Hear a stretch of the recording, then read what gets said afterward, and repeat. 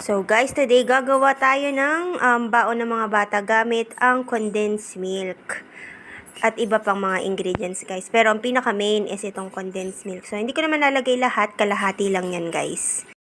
So ayan, nagpapakulo na tayo ng 250 ml ng tubig guys. So antayin lang natin kumulo bago natin ilagay yung condensed milk.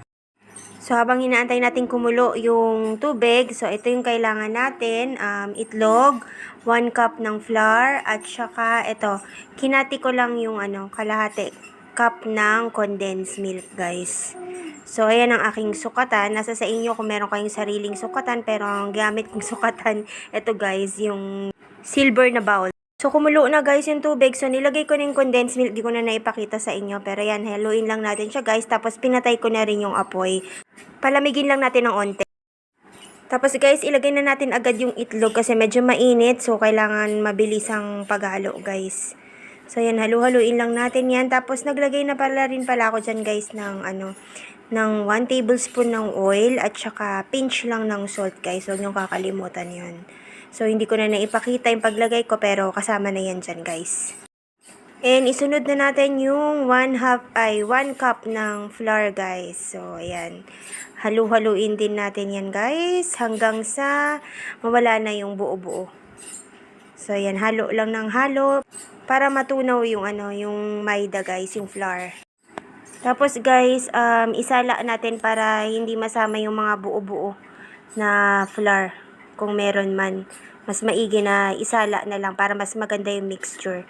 So, ayan, sinasala ko. Kung makikita nyo, ayan, yung mga buo-buo pa, meron pang konti. So, mas maganda yan na hindi maisama dun sa mixture natin. And ayan, ready na ang ating mixture guys. So, magpapainit na tayo ng pan dun sa kalan. So, dapat ganito yung consistency ng mixture natin. So, ayan guys, nagpapainit na ako ng pan. Tapos, i-ready na natin yung butter or margarine para ilagay dyan. So, ayan, i-spread lang natin yung butter bago natin ilagay yung mixture.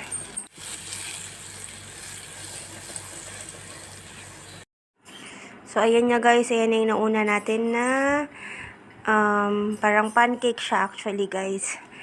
So, ayan, antayin lang nating maluto yung ilalim, saka natin ibabaliktad. So, ayan, kung makikita ninyo, ayan yung itsura niya. Antayin yung mag-brown siya, guys. Hanggang sa mawala-wala yung color white doon sa taas. So, pag okay na, pwede na natin siyang i-flip, guys. So, ayan. Antayin din natin maging brown din yung ilalim. So, ayan, 1 down, guys. And, maglagay na naman ulit tayo sa pan, guys. So, para sa filling guys, maglalagay ako ng apple, magkakat ako ng apple at saka itong chocolate jam. So, parang Nutella siya guys, pero mura lang. So, bali ayan guys, ready na. Bali nakagawa ako ng total na 4 na para siyang pancake. So, spreadan na natin siya nung chocolate at saka lagyan ng apple. So, ayan, inispreadan ko siya ng chocolate guys. Medyo hindi maganda yung chocolate guys. Oh, hindi siya yung nai-spread ng maayos. Tapos, ayan. Bali, konti ilang lagay ko. Tapos, ito, linagyan ko na nung slices ng apple, guys. And, ibabalot na natin siya, guys. Yan, magkabilang side, i-close natin. So, ayan, guys, nakagawa tayo ng 4 na roll. So, ikakat ko yan sa gitna, guys. And, ayan ang magiging baon ng mga bata sa school today. So, ayan, guys, ready na ang baon ng mga bata. Bali, 3 slice lang kay Ria at 4 naman kay Rishika. So, try nyo na to guys, pambaon ng mga anak nyo, pang merienda, or kaya dessert para sa buong pamilya.